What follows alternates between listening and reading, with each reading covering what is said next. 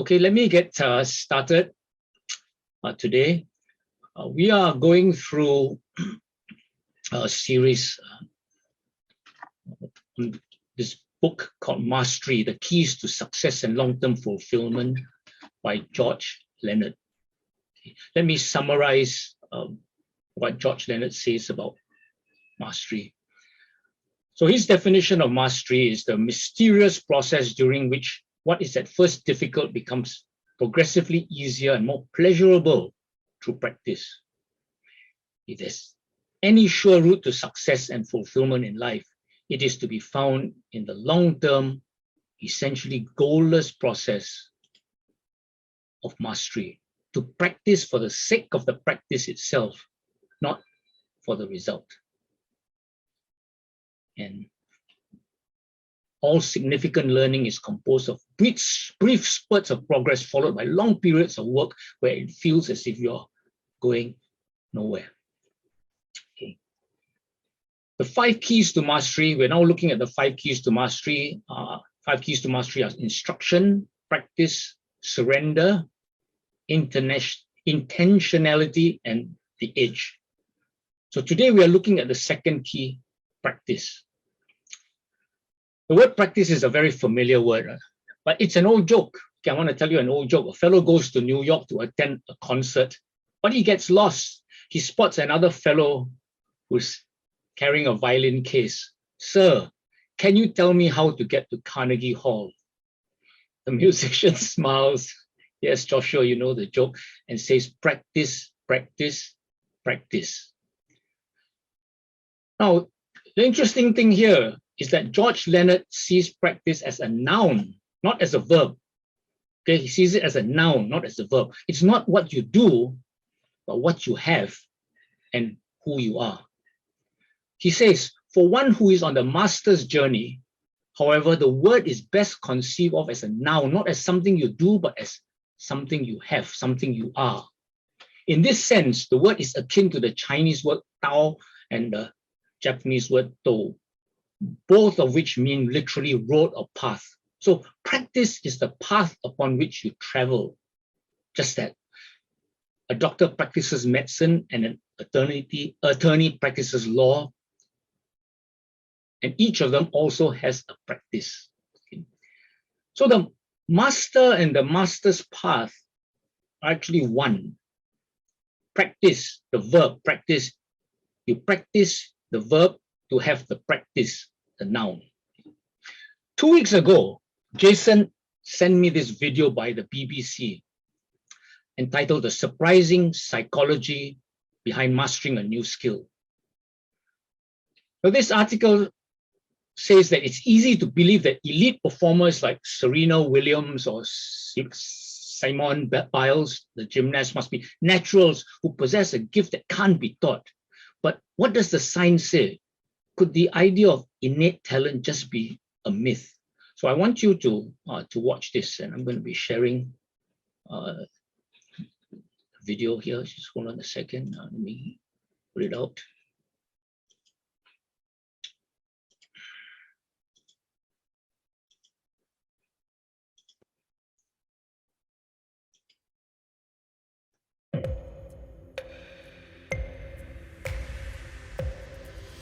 Sorry about the recall.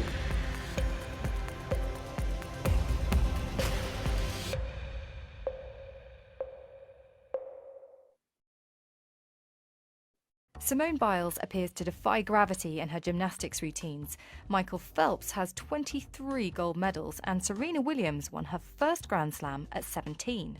In everyday conversation, we say that elite performers must be naturals who possess a gift that can't be taught. But what does the science say? Could innate talent just be a myth?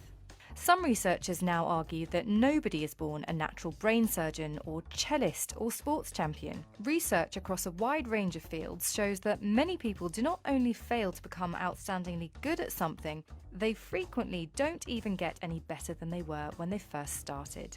So if you're wanting to start playing tennis, for example, you get some instruction and you eventually get to a point where people are willing to play games with you. And at that point, it seems that they become less aware of what they're doing And it's almost like they're kind of finding now a level of performance that they're just sustaining. So the activity of actually practicing with friends doesn't seem to kind of keep improving the performance. In the book Peak, Anders Ericsson and Robert Pauls argue, with the exception of height and body size, the idea that we are limited by genetic factors is nothing more than a pernicious myth.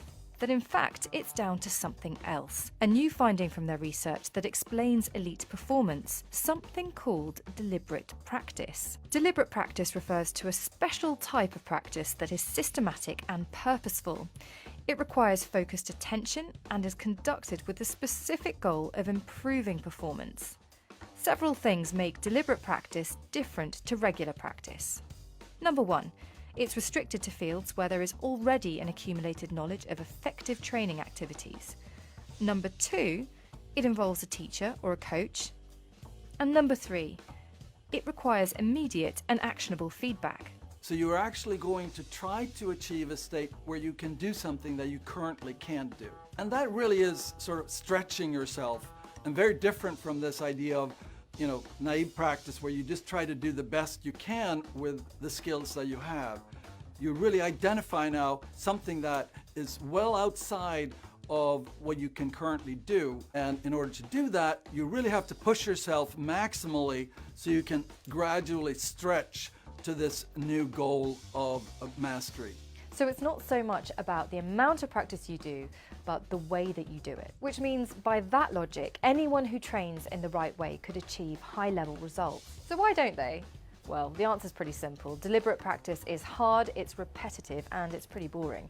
And there's not that many people who are willing to put themselves through it. So most of us end up taking the easy route. But even if we think it's unlikely we're born with talent, we might still think that great achievement requires natural abilities or aptitudes, like a high IQ or superhuman memory. For most of the 20th century, it was believed that memory capacity for rapidly presented information was limited to around 7 pieces or chunks and couldn't be improved by training. In 1975, Professor Anders Ericsson undertook a study which disproved that claim by having a normal college student improve his ability to reproduce random sequences of digits from around 7 digits to over 80 digits after several hundred hours of training spread over a couple of years. The student's achievement was significant because when he reached 82 digits and stopped, there was nothing to indicate that he had reached his limit of improving memory skill with practice. And maybe most interestingly, we found that the way he was encoding and recalling the digits fundamentally changed with practice. He was now able to actually, instead of just rehearsing them, saying them again and again until you recall them, he was able to meaningfully encode them and relate them to knowledge. In his case, he was a runner, so he actually thought of the kind of digit groups of 3 as running times for various kinds of races. So that really showed that this limiting factor of having a memory, really can be improved. So is there anything that can hinder extraordinary performance? Congenital physical, mental and health conditions along with diseases or disorders are some obvious constraints. And even if you're in peak physical health, other physical aspects like height or body size are also contributing factors. If you're born with a soprano voice, for example, it's going to be a challenge singing bass. And then there's the issue of luck. For example, a chance accident and the detrimental effect that can have on reaching elite levels of performance. In his book Blueprint, Robert Plomin makes the case for talent as a result of our DNA. Plomin argues that genetic factors can affect outcomes, which raises the question, what role do genes play? People wonder how Mozart and Tiger Woods would be able to perform at such a high level at young ages. It seems almost impossible that training could explain that. If we look more carefully, we'll find that in all of these prodigious cases, a parent was helping the child, often starting around 2 or 3 years of age, to actually be able now to systematically, acquire the skill. They were sufficiently skilled here to kind of help the child. So these prodigies, it was clearly the result here of a very kind of supervised training, helping them achieve the kind of skills that were then later on displayed at a very young age. So if we actually look at what Mozart as a child was able to play, we can now find that with kind of training, average children can actually acquire the ability of playing not just those kinds of pieces that Mozart played, but even more complex pieces, which again suggests that over time, the performance has changed. Whatever you believe, it's clear that the price of elite performance is extremely high, and those who reach superhuman levels of performance are often the ones who are willing to sacrifice everything to pay for it.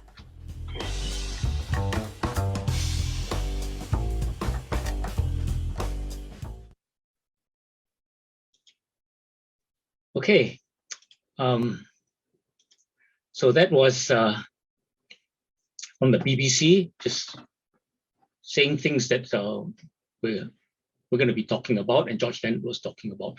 And again, just to go back to last week's key on instruction, we see here from this video the value of supervised training, okay, which was what first key was about instruction, how important instruction was. Now, Tony Robbins talks about Kenny, okay, constant and never-ending improvement. Constant and never-ending improvement is practice. George Leonard says, the people we know as masters don't devote themselves to that particular skill just to get better at it. The truth is they love to practice, and because of this, they do get better. And then to complete the circle, the better they get, the more they enjoy performing the basic moves over and over again. Now, I want to say something about staying on the mat. George Leonard says the master, as an old martial arts saying goes, is the one who stays on the mat 5 minutes longer every day than anybody else.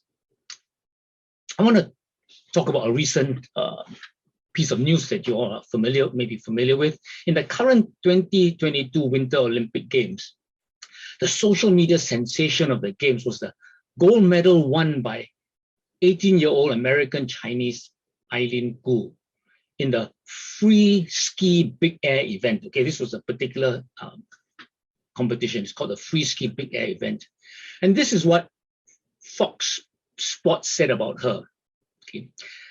There was a moment in time when Gu, who was also a budding cross-country runner and dreamt of running for Stanford in collegiate competition, had a cross-country event coinciding with an international ski event. She chose the skiing event, and as they say, the rest is history. From there, Eileen Gu stood out for her relentless work ethic when it came to practice. According to Dave Mueller, the US head coach of competitive free skiing, it was clear that Gu had something different about her. It was not only her talent, but her ambition and drive to improve herself, Mueller told the New York Times. It was like, okay, Eileen's got something. Okay, so I think that's something that she got. It's obviously that ability to practice and practice, because she had many things that she was doing. Okay, she earned $22 million on endorsements as a model, actually. Okay, so that's just a bit about practice. Now, I just want to caution you about putting practice before people. Okay, so beware of sacrificing relationships, for the fixation in practice. You are just so disciplined, that you sacrifice relationships. Okay, so just a caution of that. What is the purpose of being good at something? Okay, so that you can interact with people and help other people. So let me end with this. Let me end this second key on mastery with George Leonard's words. He says, in Aikido, attaining a black belt is only one more step along an endless path, a license to go on learning for as long as you live. So what then is mastery? At the heart of it all, mastery is practice. Mastery is staying on the path. How long will it take me to master Aikido? A prospective student asks. How long do you expect to live? Is the only respectable response. Ultimately, practice is the path of mastery. If you stay on it long enough, you will find it to be a vivid place with its ups and downs, its challenges and comforts, its surprises, disappointments, and unconditional joys.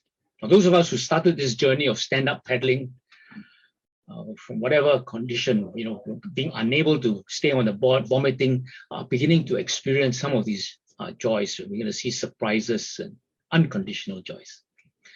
Next week, we will look at the third key of mastery, surrender.